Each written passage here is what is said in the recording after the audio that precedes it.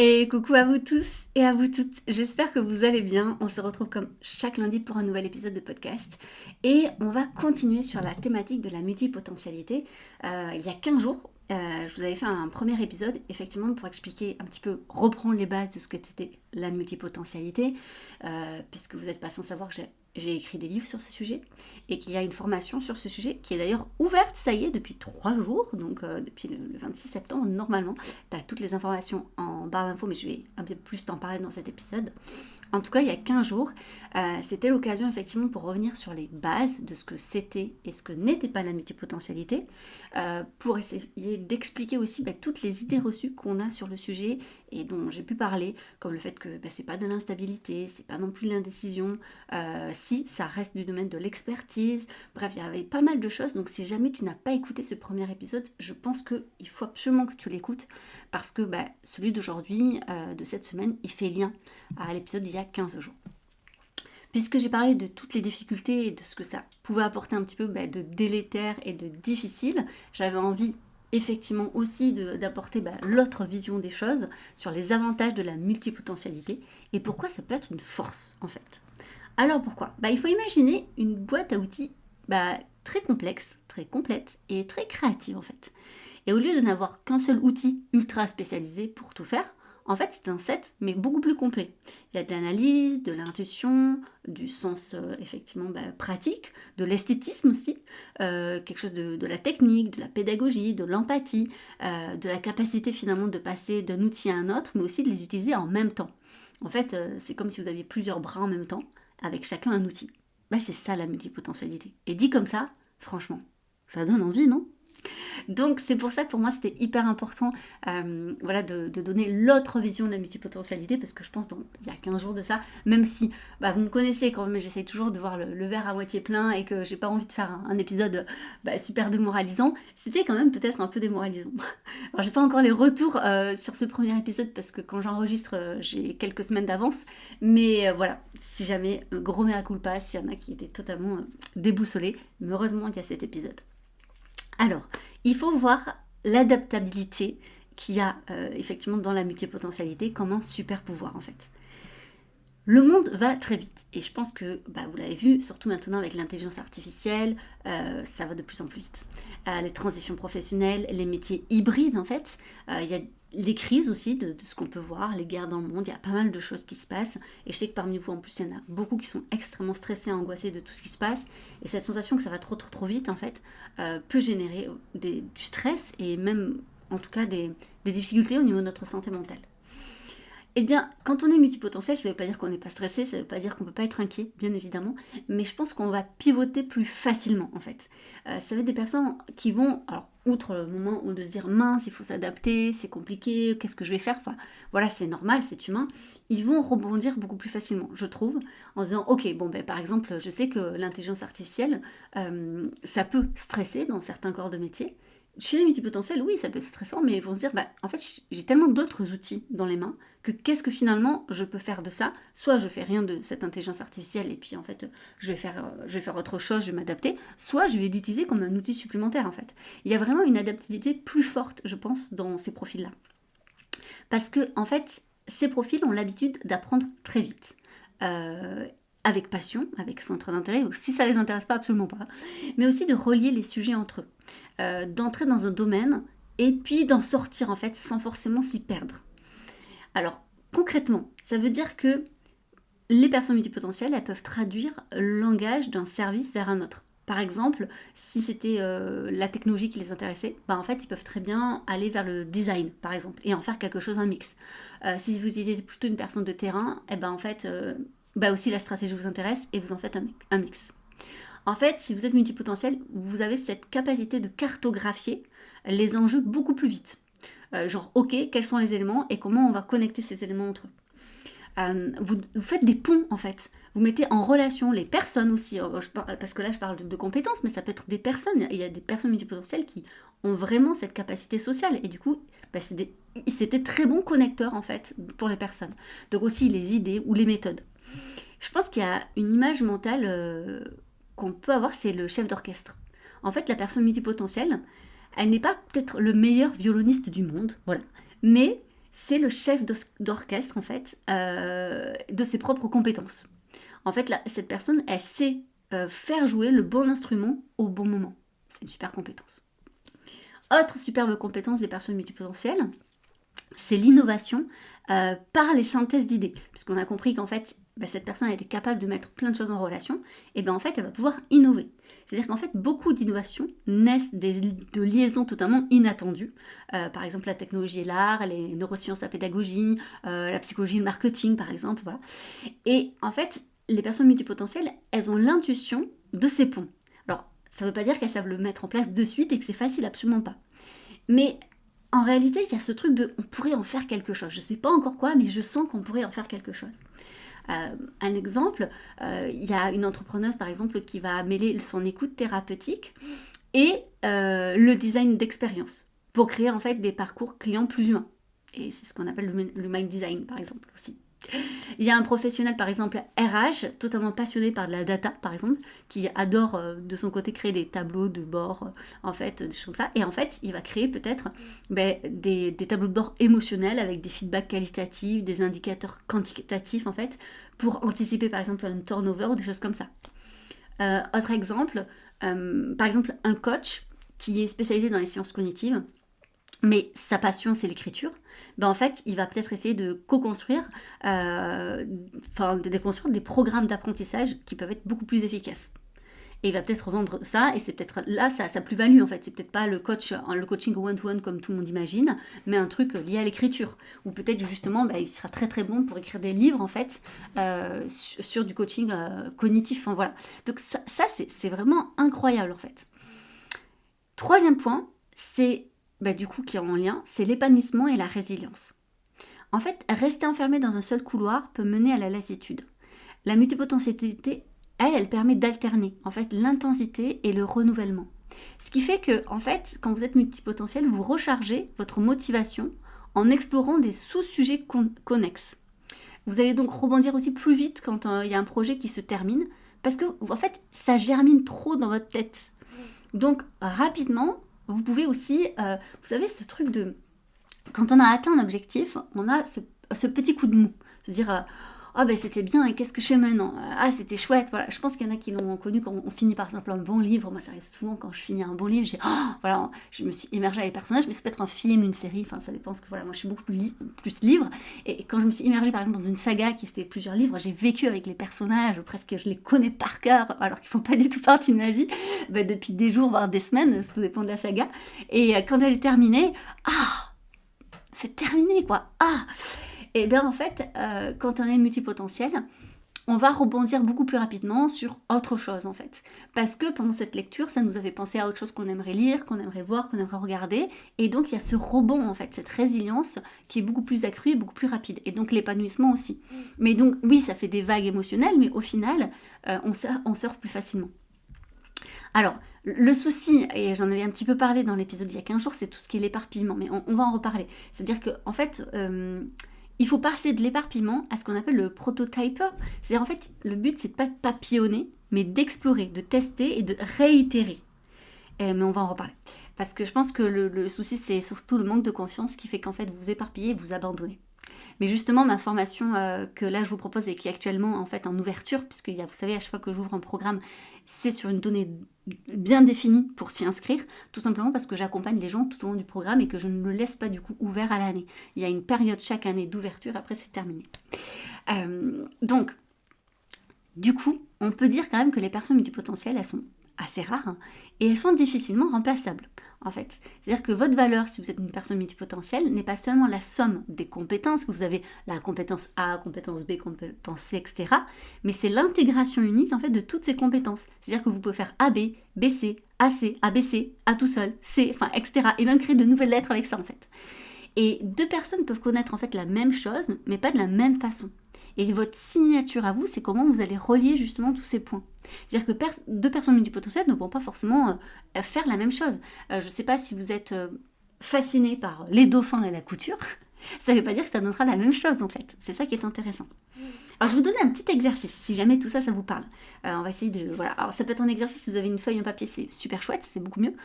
Si là vous pouvez pas, parce que vous m'écoutez d'ailleurs, je sais pas, en train de conduire, de faire votre sport, ou que sais-je, de cuisiner, faire votre vaisselle, je sais pas. Mais gardez en tête et essayez de mettre pause peut-être pour y réfléchir.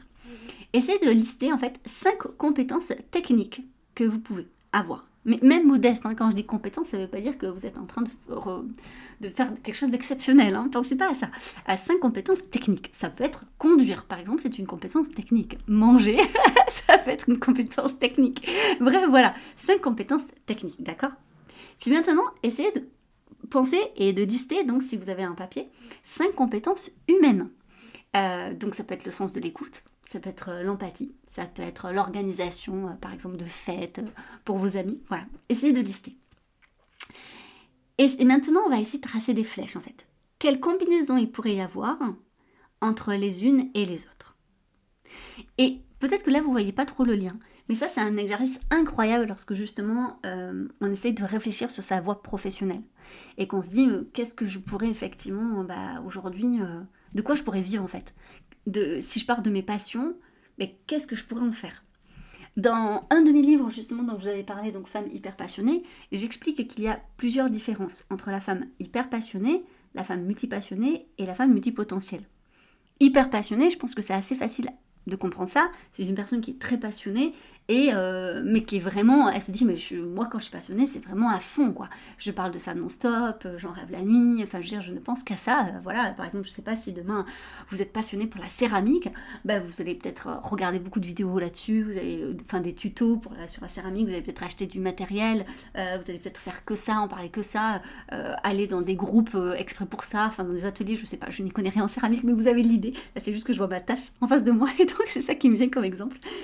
Et donc, c'est ça l'hyperpassion. La multipassion, alors ça aussi, je pense, c'est assez simple à comprendre.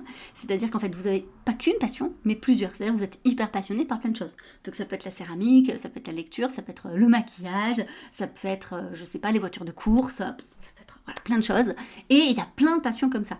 Donc, alors, ça peut être des passions éphémères, c'est-à-dire que pendant un temps donné, vous êtes vraiment passionné pour ce sujet, c'est-à-dire vraiment pendant longtemps c'était le maquillage, c'était vraiment votre truc. Je vois beaucoup de femmes de tutos qui s'intéressent à ça, et puis à un moment donné ça passe, mais ça veut pas dire que vous êtes plus hyper passionné par le sujet, ça veut dire qu'il y a eu d'autres choses et qu'on a 24 heures dans une journée et qu'au niveau charge mentale on peut pas être partout tout le temps, mais vous prenez plaisir de nouveau quand même à vous maquiller, et lorsque vous avez quelqu'un qui demande des conseils, elle sait qu'elle peut se tourner vers vous parce que vous serez de bons conseils pour le maquillage.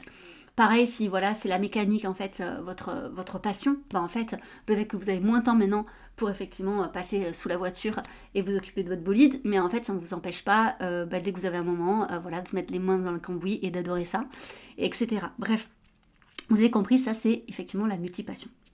Mais pour passer au stade effectivement d'être multipotentiel, et si on se réfère à l'épisode d'il y a 15 jours, et donc tout simplement à ce que c'est la multipotentialité, cela ne suffit pas. Passer en fait, effectivement, les personnes multipotentielles sont des personnes multipassionnées, mais elles ont su pousser leur passion à un certain domaine en fait d'expertise.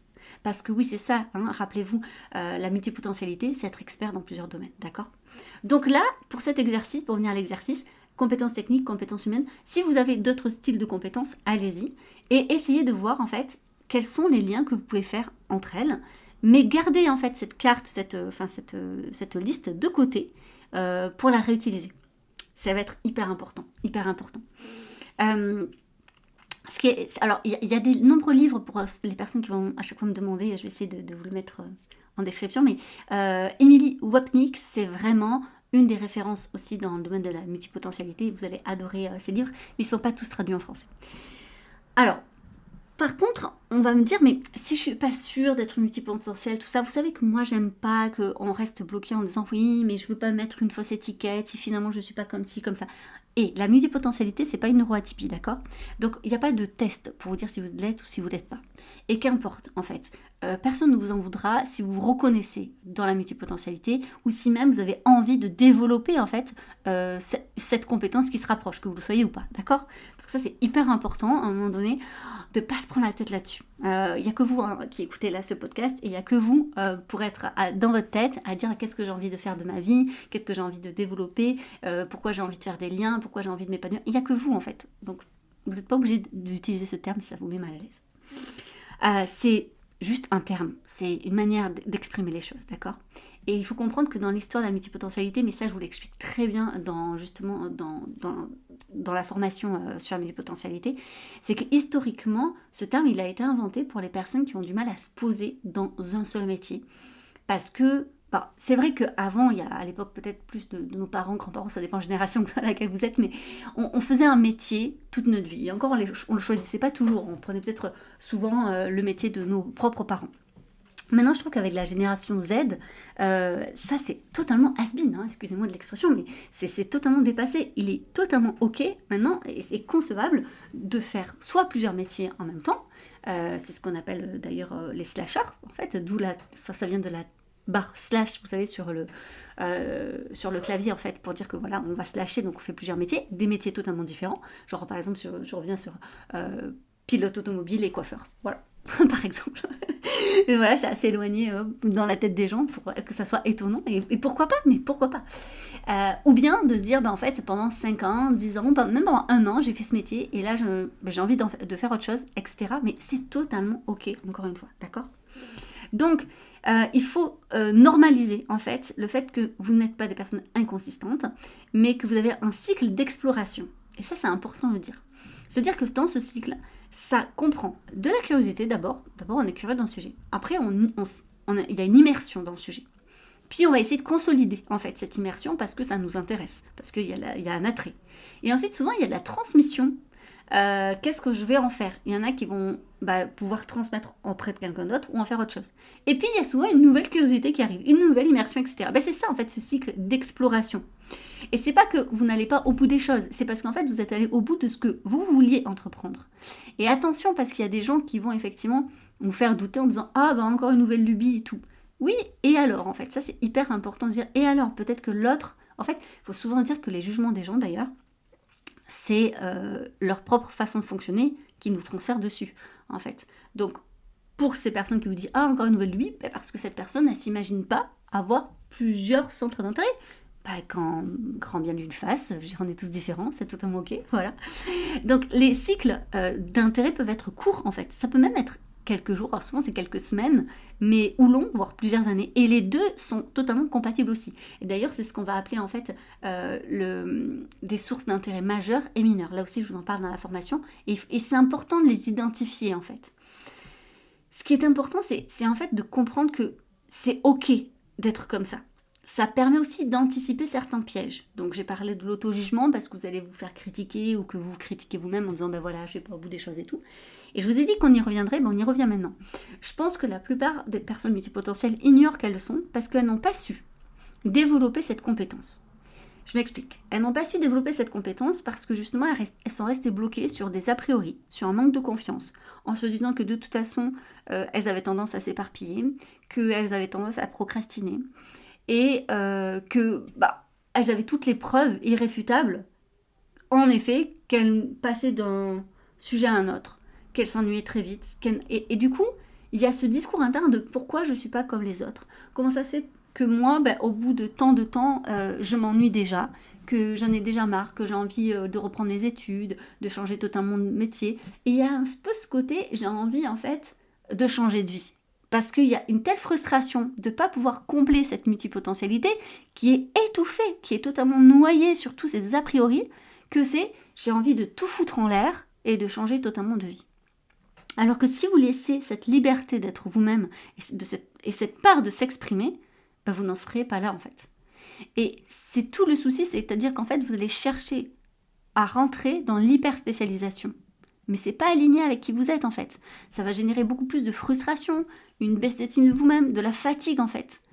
Je pense qu'en fait il serait plus juste d'avoir les bons mots sur les bonnes choses. Si le terme de multipotentialité vous fait grincer des dents parce que vous avez l'impression de ne pas être expert de quoi que ce soit, d'être nul, si, je vous vois venir avec ce genre de discours. Il y en a trop de femmes que j'accompagne qui ont ce genre de discours.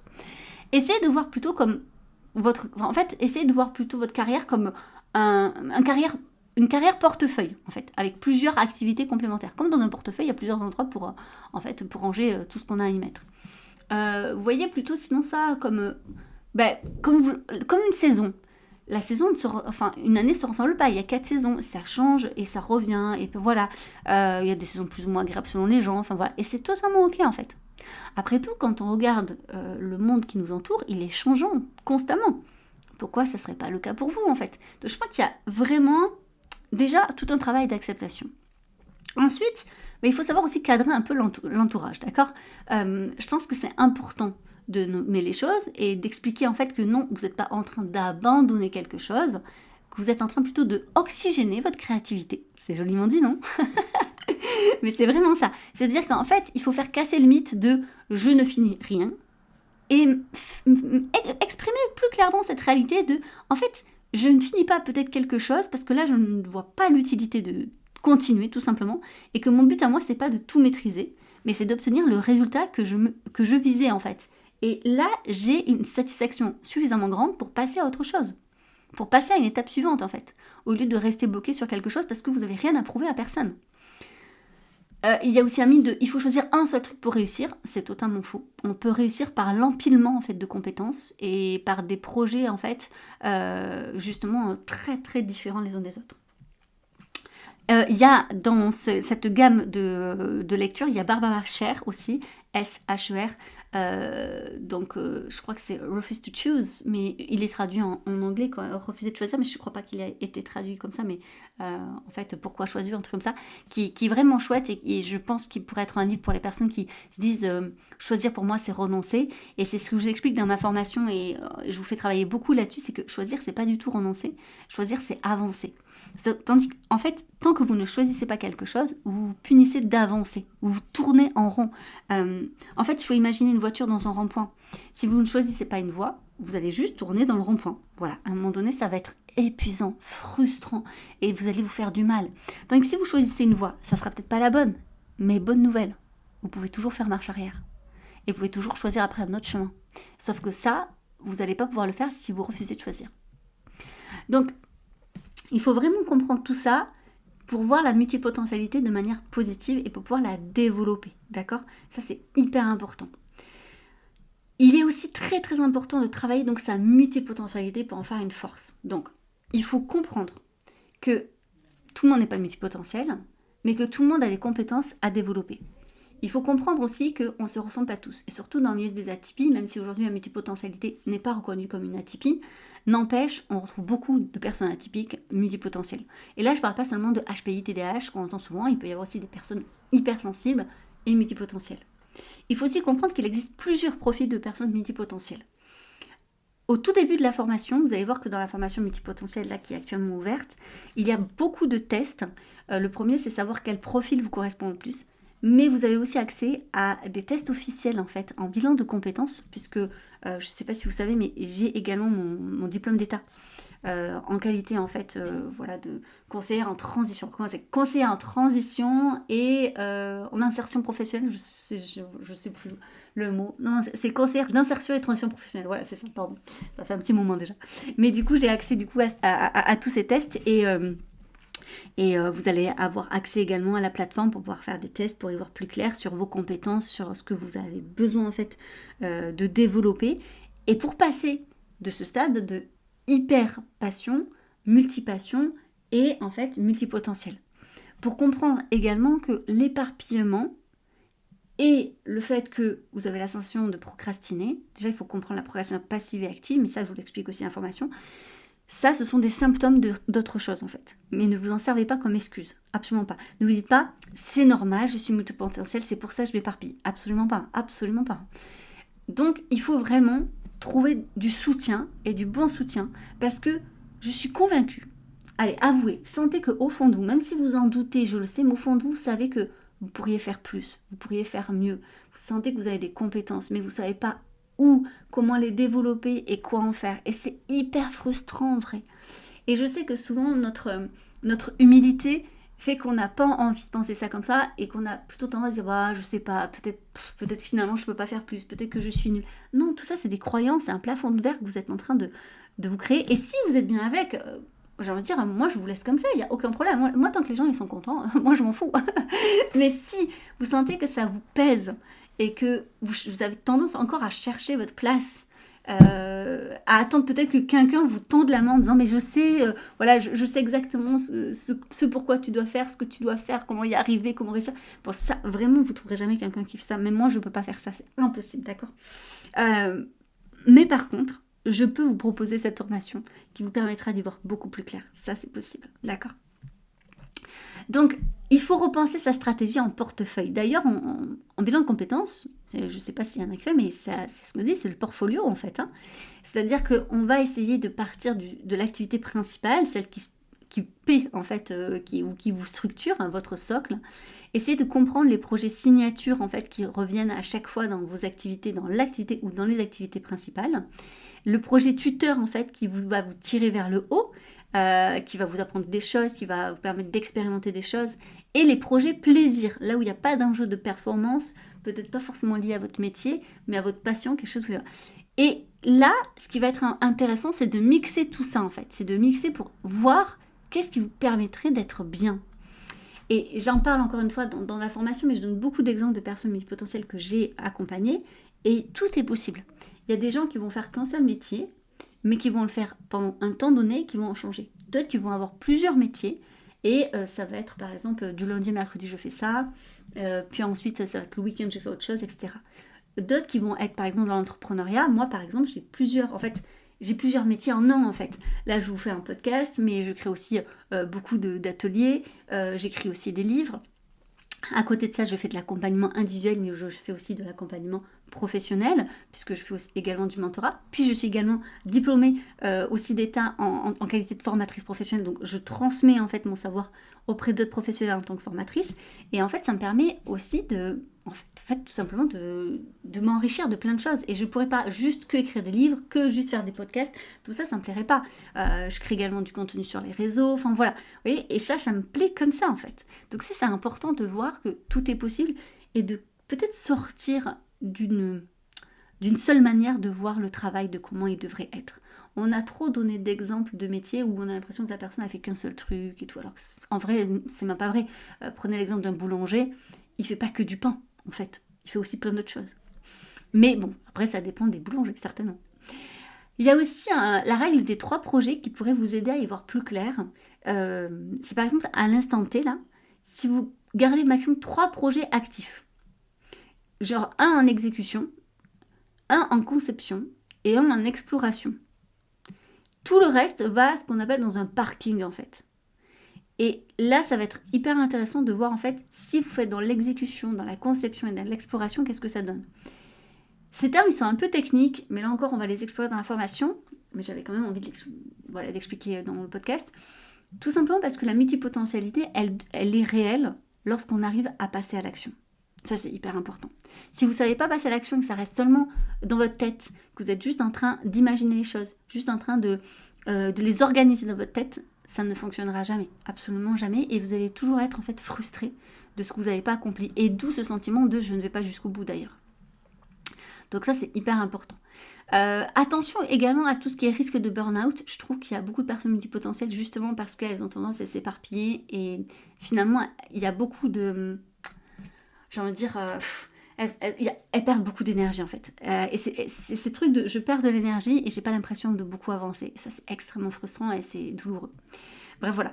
Bon, je vais essayer de m'arrêter là parce que vraiment ça commence à être long. Mais si on récapitule, la multipotentialité n'est pas un problème à régler, d'accord ? C'est plutôt une architecture à organiser. Et moi, je vous aide à organiser ceci avec la formation. Il y a des atouts, on en a parlé, par exemple l'adaptabilité, le fait de synthétiser, la résilience, le fait qu'il y a une signature particulière quand même et bien rare, c'est assez incroyable en fait. Il faut mettre des mots dessus. C'est reprendre en main en fait un cycle. Parlez de vous avec clarté. Posez aussi des limites et des attentes justes par rapport aux autres en fait. Arrêtez de vous comparer à d'autres personnes qui ne fonctionnent pas comme vous. Je pense qu'il faut aussi vous situer. Est-ce que vous êtes actuellement dans l'hyperpassion, la multipassion ou la multipotentialité? Et réfléchir à comment vous passez d'un stade à l'autre. Je vous renvoie sinon à mon livre, Femme hyper passionnée, qui est aux éditions Jouvence, qui parle vraiment de ça, de comment on passe dans ces trois-là. Et ensuite, essayez de réfléchir à toutes vos compétences. Je vous ai donné plein de petits exercices dans cet épisode, donc j'espère vraiment que ça va pouvoir vous aider. Pour vous parler de la formation, sinon un peu plus, c'est une formation sur 10 semaines. Alors, pas d'inquiétude, vous allez à votre rythme. C'est juste qu'il y a des personnes, parce qu'elles ont tendance à procrastiner, ont besoin d'une structure pour avancer. Et c'est pour ça que je propose toujours ça. C'est-à-dire qu'en fait, vous allez à chaque fois sur votre plateforme et chaque nouvelle semaine, il y a un nouveau module qui se débloque et ça permet en fait de vous contenir pour les personnes notamment qui ont un TDAH, qui vont s'éparpiller, qui ont du mal. En fait, le fait qu'il y ait une structure comme ça les aide à aller jusqu'au bout de la formation. Pour celles qui ont envie d'aller à leur rythme, elles vont à leur rythme bien sûr. Et donc dans cette formation, je vous aide déjà à mieux comprendre la multipotentialité, à passer le test. Quelle personne multipotentielle êtes-vous? Si vous n'avez pas l'impression d'être une personne multipotentielle, le test vous aidera aussi parce qu'il va bien au-delà de ça, il va analyser un peu votre fonctionnement. Mais je fais aussi le lien avec le HPI et le TDAH et d'autres atypies où j'explique tout pour que ça soit bien clair pour vous. Et je vous aide à identifier en fait vos forces et les défis spécifiques en fait à qui vous êtes. Dans le module numéro 2, on va essayer de s'accepter, de s'assumer. Donc on va essayer vraiment, il y a beaucoup de travail d'exercices aussi en PNL, et vous allez voir, ou aussi en thérapeutique, auto-hypnose en fait, pour travailler bien profondément avec vos croyances limitantes, d'accord? Et distinguer en fait, pour affirmer mieux votre singularité en fait. Souvent on me dit, mais qu'est-ce que j'ai de plus que les autres? Eh ben, c'est justement ce qu'on va travailler. Troisième gros axe, c'est tout ce qui est éparpillement et procrastination. Si vous êtes sujette à ça, clairement cette formation elle a été créée pour vous. C'est une évidence en fait. Et je vais vous aider à surmonter le syndrome de l'imposteur, du caméléon, de l'albatros, de la tortue, qui existe aussi et qui est très prégnant chez les personnes qui procrastinent, pour cultiver une motivation qui va être authentique et pas le côté de « Ah, il me suffit de mettre un coup de pied au cul et tout va bien aller ». Non, ça fonctionne pas ça. Le coup de pied au cul, ça va fonctionner sur un temps limité, ça va juste faire du mal en fait. Là, je vais vraiment vous aider à développer une discipline qui a du sens pour vous. Parce que le but en fait de cette formation, et c'est le 4e max, c'est de développer une carrière professionnelle qui vous correspond en fait. Donc on va parler stratégie, valorisation du parcours, planifier aussi sans stress, sans débordement. On va parler burn-out, bore-out, brown-out. Tout ça, c'est hyper important. Mais je vais également, il y a toute une partie où je vais également vous parler en fait de l'équilibre de la vie personnelle. Parce que la multipotentialité, c'est pas seulement dans la vie pro, c'est aussi dans la vie perso. Donc dans les liens en fait en couple, les amitiés également. C'est comment en fait aussi on peut, si vous êtes parent d'enfants comme ça, comment vous pouvez guider aussi vos enfants et vos adolescents avec leur multipotentialité. Donc ça j'y ai pensé aussi. Et comment vous allez trouver l'équilibre entre la vie pro et la vie perso. Et bien sûr, il y a le dernier axe, c'est la mise en action. C'est de passer en action. Comment on passe de l'inspiration à l'action. D'accord? Comment on élabore un guide clair. Et je vous accompagne pas à pas pour que, en fait, chacune d'entre vous, vous puissiez élaborer un guide très clair pour avancer avec assurance, en fait, et réalisme, bien sûr, dans vos projets qui soient aussi multiples qu'ils soient. Il y a aussi des bonus dans cette formation. Il y a donc tout ce qui est passation, et je vous en ai parlé, qui sont des tests officiels, en fait, qui vous donnent accès, pour en savoir plus sur vous. Il y a aussi un module bonus sur l'entrepreneuriat, parce que je sais que beaucoup de personnes multipotentielles s'intéressent à l'entrepreneuriat et ne savent pas s'ils sont faits ou pas pour ça. Et là, il y a vraiment tout un module là-dessus. Et aussi, alors là, vraiment, je pense que c'est pépite, c'est-à-dire qu'en fait, vous allez pouvoir explorer si vous avez des atypies et d'autres atypies. Puisqu'en fait, je vous donne aussi des pré-tests qui sont officiels, attention, pour le TDAH, le TSA, l'hypersensibilité, le HPI, pour que vous puissiez creuser cette question-là si jamais vous en avez envie. Voilà. Bref, je vous laisse vous inscrire, vous avez tout ça en barre d'infos si jamais vous intéresse. Si vous hésitez, vous m'envoyez un mail, je vous réponds. Et oui, ça m'arrive aussi de dire que ça ne vous correspond pas. Moi, c'est totalement ok. Bon, vous avez toujours, bien sûr, une garantie satisfait remboursée, vous me connaissez. Respectez juste les délais parce que alors, des fois, ça me fait un peu tendre quand je vois des personnes qui ont fait toute la formation et qui me demandent même des fois un mois après alors qu'ils ont tout terminé, moi finalement je voudrais être remboursée. Non, ça c'est pas possible par contre. Ça c'est comme, je sais pas, si vous allez au restaurant, vous mangez tout et non mais finalement non, ça me plaisait pas tant que ça, maintenant que j'ai tout mangé, je voudrais être remboursée. Non, ça c'est pas possible, je vous le dis. Je veux bien être vraiment, par contre, à niveau éthique, il n'y a aucun problème quand je vous dis c'est satisfait remboursé, c'est je le fais mais vraiment sans problème et sans justification aucune. Par contre, de votre côté, essayez s'il vous plaît de respecter aussi ce qui a marqué. Quand je vous dis c'est tant de temps et tout, c'est normal. Bref, voilà, parce que moi je paye la plateforme, je paye à chaque fois que vous passez les tests, en fait c'est quelque chose que je repaye derrière. Donc si vous consommez tout ça et que derrière en fait, voilà. Donc c'est la petite annotation. Et je suis sûre parmi vous dire, il y en a qui font ça. Ben oui, sachez qu'il y en a qui font ça. Donc bon, tout existe dans ce monde. Bref, voilà. En tout cas, j'espère que cet épisode vous aura plu, vous aura permis de voir les choses de manière positive. Mais encore une fois, positive ne veut pas dire que c'est enrobé, non, c'est réel. J'espère que ça vous aura aussi motivé à creuser peut-être cet aspect de votre personnalité au lieu d'en avoir honte et de vous dire que vous pouvez en faire une force et une force positive, que ce soit dans votre vie personnelle comme professionnelle. Et pour les autres, je vous dis à la semaine prochaine pour un nouvel épisode et j'ai hâte de voir cette nouvelle promotion dans la formation effectivement pour les femmes atypiques et multipotentielles. À très vite.